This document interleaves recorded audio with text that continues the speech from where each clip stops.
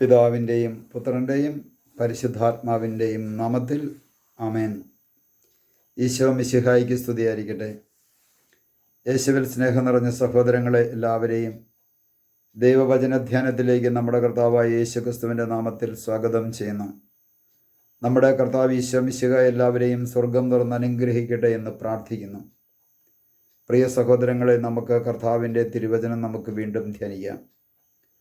നമ്മുടെ കർത്താവ് ഈശോ മിശിഹായുടെ നയപ്രഖ്യാപന പ്രസംഗത്തിൽ ഈശോ പറയുകയായിരുന്നു, കർത്താവിൻ്റെ ആത്മാവിൻ്റെ മേലുണ്ട്, ദരിദ്രരെ സുവിശേഷം അറിയിക്കുവാൻ അവിടുന്ന് തന്നെ അയച്ചിരിക്കുന്നു, ബന്ധിതർക്ക് മോചനം നൽകുവാൻ. പ്രിയ സഹോദരങ്ങളെ, നമ്മളെ ഓരോരുത്തരെയും നമ്മൾ കഴിഞ്ഞ ക്ലാസ്സിൽ കാണുകയായിരുന്നു. മദ്യപാനത്തിൻ്റെ ആകാം, വെറിക്കൂത്തിൻ്റെ ആകാം, പുകവലിയുടേതാകാം, ദുശീലങ്ങളുടേതാകാം, ദുസ്വഭാവങ്ങളുടേതാകാം, ഇങ്ങനെ പലതരത്തിലുള്ള ബന്ധനത്താൽ നമ്മൾ അടിമപ്പെട്ടുവെങ്കിൽ അതുമാത്രമല്ല, വേറെയും പലതരത്തിലുള്ള ബന്ധനങ്ങൾക്ക് നമ്മൾ അടിമമാണ്. ചിലർ അഹങ്കാരം എന്ന ബന്ധനത്തിൻ്റെ അടിമയാണ്. അഹങ്കാരികളായിട്ട് എനിക്കെല്ലാം അറിയാം, എന്നെ ആരും പഠിപ്പിക്കണ്ട, ഞാനെല്ലാം തികഞ്ഞവൻ. ഈ മനോഭാവത്തോടുകൂടി അഹങ്കാരത്തിൽ ജീവിക്കുന്ന വ്യക്തികളുണ്ടെങ്കിൽ പ്രിയ സഹോദരങ്ങളെ തിരിച്ചറിഞ്ഞുകൊള്ളുക, അഹങ്കാരിയിൽ കുടികൊള്ളുന്നത് സാത്താനാണ്, ലൂസിഫറാണ്. ലൂസിഫർ എന്ന സാത്താൻ്റെ ബന്ധനത്തിലാണ് ആ വ്യക്തി കിടക്കുന്നത്. ലൂസിഫർ എന്ന സാത്താൻ്റെ ബന്ധനത്തിൽ. കാരണം അവൻ അഹങ്കാരിയായിരുന്നു. യെശയ്യായുടെ പുസ്തകം 14-ാം അധ്യായത്തിൻ്റെ 12 മുതലുള്ള തിരുവചനത്തിൽ സാത്താനെക്കുറിച്ച് പറയുന്ന ഭാഗം കൊടുത്തിട്ടുണ്ട്. എസെക്കിയേലിൻ്റെ പുസ്തകം 28-ാം അധ്യായത്തിൻ്റെ 12 മുതലുള്ള തിരുവചനത്തിലും സാത്താനെക്കുറിച്ച് വളരെ വ്യക്തമായിട്ട് നമ്മുടെ കർത്താവ് ഈശോ മിശിഹ പഴയ നിയമ കാലഘട്ടത്തിൽ തന്നെ പഠിപ്പിക്കുന്നുണ്ട്. അതുപോലെ തന്നെ ഇത്തരത്തിലുള്ള ചില ബന്ധനങ്ങൾ, അഹങ്കാരത്തിൻ്റെ ബന്ധനം, വേറെ ചിലർക്ക് മറ്റൊരു ബന്ധനമാണ് വ്യഭിചാരാസക്തിയുടെ ബന്ധനം. ഒരു വ്യക്തി വ്യഭിചാരം ചെയ്യുന്നുണ്ടെങ്കിൽ ആ വ്യക്തിയെ കുറ്റം പറഞ്ഞിട്ടൊന്നും ഒരു കാര്യമില്ല. കാരണം മറ്റൊന്നുമല്ല, വ്യഭിചാരം ചെയ്യുവാൻ പ്രേരിപ്പിക്കുന്ന ദുരാശക്തി, ദുരാത്മാവ് ഒരു വ്യക്തിയിൽ കയറിക്കൂടിയാൽ എത്ര വലിയ ആത്മീയനായാലും ശരി, ആ സാത്താൻ കയറി കഴിഞ്ഞാൽ അവൻ ആ പണി ചെയ്തിരിക്കും. അവനെ കുറ്റം പറഞ്ഞിട്ട് കാര്യമില്ല. വ്യഭിചാരത്തിൻ്റെ ദുരാത്മാവ് ഹോസിയയുടെ പുസ്തകത്തിൽ പറയുന്നുണ്ട്, 4:5 പറയുന്നുണ്ട്, അവർക്ക് ദൈവത്വത്തിലേക്ക് മടങ്ങി വരാൻ സാധിക്കുന്നില്ല, കാരണം വ്യഭിചാര ദുർഭൂതം അവരിൽ കുടികൊള്ളുന്നു. അപ്പൊ വ്യഭിചാര ദുർഭൂതത്തിൻ്റെ ബന്ധനത്തിൽ നിന്ന് മോചനം ലഭിക്കണമെങ്കിൽ കർത്താവിൻ്റെ ഇടപെടൽ ആവശ്യമാണ്. നമുക്ക് കാണുവാൻ സാധിക്കും, വിശുദ്ധ ഗ്രന്ഥം പഠിച്ചു കഴിഞ്ഞാൽ വിശുദ്ധ ഗ്രന്ഥത്തിൽ മഗ്ദലന മറിയം എന്ന് പറയുന്ന ഒരു സ്ത്രീയുണ്ട്. ഈ സ്ത്രീയെ സംബന്ധിച്ചിടത്തോളം അവൾക്ക് മോചനം കിട്ടിയത് എങ്ങനെയാണ്? അവളിൽ നിന്ന് കർത്താവ് 7 പിശാചുക്കളെ പുറത്താക്കിയ പിന്നെയാണ് മറിയാമ്മയ്ക്ക് ആ 7 പിശാചുക്കളുടെ ബന്ധനത്തിൽ നിന്ന് മോചനം കിട്ടിയത്.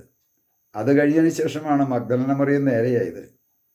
ആ പിശാചിനാൽ ബന്ധിക്കപ്പെട്ട് കിടന്ന മറിയത്തെ സംബന്ധിച്ചിടത്തോളം അവൾ പിശാചിൻ്റെ അടിമയായി ജീവിച്ചു. ഇന്ന് വേറെ ചിലരെ സംബന്ധിച്ച് നുണ പറഞ്ഞുകൊണ്ട് നടക്കുന്ന വ്യക്തികളുണ്ട്. നാക്കെടുത്താൽ നുണയെ പറയുള്ളൂ. നാക്കെടുത്താൽ നുണ പറയുന്നതിൻ്റെ അടിസ്ഥാനപരമായ കാരണം എന്താ? യോഹന്നാന്റെ സുവിശേഷം 8-ാം അധ്യായത്തിൻ്റെ 44 മുതലുള്ള തിരുവചനം, അവൻ നുണയനും നുണയൻ്റെ പിതാവുമാണ്. അപ്പം നുണയൻ്റെ പിതാവാകുന്ന സാത്താൻ ഒരു വ്യക്തിയിൽ ആധിപത്യം പുലർത്താൻ തുടങ്ങിക്കഴിഞ്ഞാൽ, അവനെ അടിമയാക്കി കഴിഞ്ഞു കഴിഞ്ഞാൽ, ആ സാത്താൻ്റെ ബന്ധനത്തിൽ കഴിയുന്നതിൻ്റെ പേരിലാണ് നാക്കെടുത്താൽ അവൻ നുണ പറയുന്നത്. ഇങ്ങനെ വിശുദ്ധ ഗ്രന്ഥം നമ്മൾ പഠിച്ചു കഴിഞ്ഞാൽ നമുക്ക് കാണുവാൻ സാധിക്കും, പല തരത്തിലുള്ള ബന്ധനത്താൽ നിറയപ്പെട്ട വ്യക്തികളെ വിശുദ്ധ ഗ്രന്ഥത്തിൽ നമുക്ക് കാണുവാൻ സാധിക്കും. മർക്കോസിൻ്റെ സുവിശേഷം 5-ാം അധ്യായമൊക്കെ വായിക്കാൻ സാധിക്കുമ്പോൾ നമുക്ക് ലഗ്യൂൻ ബാധിച്ചവനെ കാണാൻ സാധിക്കും. അവൻ തുണി ഉടുക്കാറില്ല, അവൻ വീട് വിട്ടുപോകുന്നു, അവൻ ശവക്കല്ലറയിൽ അന്തി ഉറങ്ങുന്നു, അവൻ സ്വയം മുറിപ്പെടുത്തുന്നു, മറ്റുള്ളവരെ മുറിപ്പെടുത്തുന്നു, അലറി വിളിക്കുന്നു. ഇതെല്ലാം അവൻ്റെ സ്വബോധം നഷ്ടപ്പെട്ടിരിക്കുന്നു. അവനിൽ അനേകം പിശാചുക്കളുണ്ടായിരുന്നു. അനേകം പിശാചുക്കളുടെ വലിയൊരു കൂട്ടം അവനിലുണ്ടായിരുന്നു. അതുകൊണ്ട് അവനവൻ്റെ ഭവനത്തിൽ കിടക്കാൻ സാധിച്ചിട്ടില്ല. അവൻ വഴിസൈഡിലും ശവക്കല്ലറയിലും ഉടുതുണി പോലുമില്ലാതെ കഴിയുന്ന ഒരു വ്യക്തിയെ വിശുദ്ധ ഗ്രന്ഥം കാണിച്ചു തരുന്നുണ്ട്.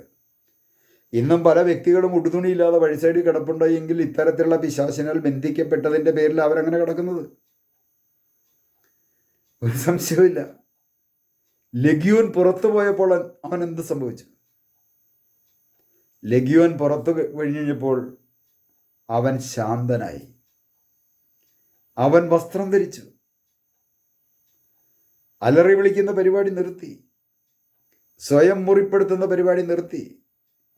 മറ്റുള്ളവരെ മുറിപ്പെടുത്തുന്ന പരിപാടി നിർത്തി. ഇതെല്ലാം കഴിഞ്ഞ് അവൻ ശാന്തനായി യേശുവിനെ അനുഗമിക്കുവാൻ വേണ്ടിയിട്ട് അവൻ ആഗ്രഹിക്കുന്നുണ്ട്. അവൻ യേശുവിൻ്റെ കാൽച്ചുവട്ടിൽ വന്നിരിപ്പുണ്ട്. ഇവനിൽ ആ പിശാചുണ്ടായിരുന്നപ്പോൾ പിശാചുകൾ കർത്താവിനോട് പറയുന്നൊരു കാര്യമുണ്ട്: കർത്താവേ, ആ പന്നിക്കൂട്ടത്തിൽ കയറാൻ ഞങ്ങളെ അനുവദിക്കുക. ഈ ദേശം വിട്ടു പോകാൻ ഞങ്ങളെ ഒരിക്കലും അനുവദിച്ചേക്കരുതേ. ചില ദേശങ്ങളുമുണ്ട് ഈ പിശാചിൻ്റെ അടിമത്തത്തിൽ കഴിയുന്ന ദേശങ്ങൾ. ഈശോ പറഞ്ഞ് പന്നിക്കൂട്ടത്തിൽ കയറിക്കൊള്ളാൻ പറഞ്ഞു. പന്നികളെ കൊണ്ടുപോയി അവൻ മുക്കിക്കൊന്നു. അപ്പോൾ മനുഷ്യനെ മുക്കിക്കൊല്ലുന്ന പിശാചിൻ്റെ പേരും ഈ ലെഗ്യോൻ്റെ കൂട്ടത്തിലുണ്ട്. അപ്പോൾ പ്രിയ സഹോദരങ്ങൾ, നമ്മൾ തിരിച്ചറിയണമേ, ഇത്തരത്തിലുള്ള പൈശാചിക ശക്തികളാൽ വെറുപ്പ്, വിദ്വേഷം, വാശി, വൈരാഗ്യം, അഹങ്കാരം, അസൂയ, കോപം, മത്സര്യം, ഭിന്നത, ജഡികാസക്തി, ഇത്തരത്തിലുള്ള തിന്മകൾ നമ്മളിൽ കുടികൊള്ളുന്നെങ്കിൽ അതിൻ്റെ പിന്നിൽ പ്രവർത്തിക്കുന്ന ഒരു ശക്തിയുണ്ട്. നമ്മളെ ബന്ധിച്ചിട്ടിരിക്കുന്ന ഒരു ശക്തിയുണ്ട്. ആ ശക്തിയാണ് പൈശാചിക ശക്തി. ആ പൈശാചിക ബന്ധനത്തിൽ നിന്ന് നമുക്ക് വിമോചനം നൽകുവാൻ വേണ്ടിയിട്ടാണ് നമ്മുടെ കർത്താവ് ഈശോ മിശിഹ പരസ്യമായിട്ട് പ്രഖ്യാപിക്കുന്നത്: ഇങ്ങനെ ബന്ധനത്തിൽ കഴിയുന്ന വ്യക്തികളെ മോചിപ്പിക്കുവാൻ എന്നെ അവിടുന്ന് അയച്ചിരിക്കുന്നു. നമുക്കൊരു നിമിഷം ഈശോയോട് പ്രാർത്ഥിക്കാം. കർത്താവായ ഈശോയെ, ഞങ്ങളെല്ലാവരെയും ഒരു വിധത്തിലെങ്കിൽ പല വിധത്തിലുള്ള ദുശീലങ്ങൾ, ദുസ്വഭാവങ്ങൾ, തഴക്കദോഷങ്ങളാകുന്ന ദുരാശക്തികളാൽ അടിമപ്പെടുത്തി പലതരത്തിലുള്ള ബന്ധനത്തിൽ കഴിയുന്നു. കർത്താവെ, ഇത്തരത്തിലുള്ള ബന്ധനങ്ങളിൽ നിന്നെല്ലാം പുകവലിയുടേതും മുറുക്കിൻ്റെയും ഹാൻസിൻ്റെയും പാൻപരാഗിൻ്റെയും മദ്യപാനത്തിൻ്റെയും എല്ലാ ബന്ധനത്തിൽ നിന്ന് അങ്ങിടപെട്ടാൽ മാത്രമേ ഞങ്ങൾക്ക് വിമോചനമുള്ളൂ ഞങ്ങൾ തിരിച്ചറിയുന്നു. കർത്താവെ, ഞങ്ങളിൽ ഇടപെടണമേ. അങ്ങയുടെ ആത്മാവിനെ ഞങ്ങളിലേക്ക് അയച്ച് ബന്ധനത്തിൽ നിന്ന് ഞങ്ങൾക്ക് വിമോചനം നൽകണമേ.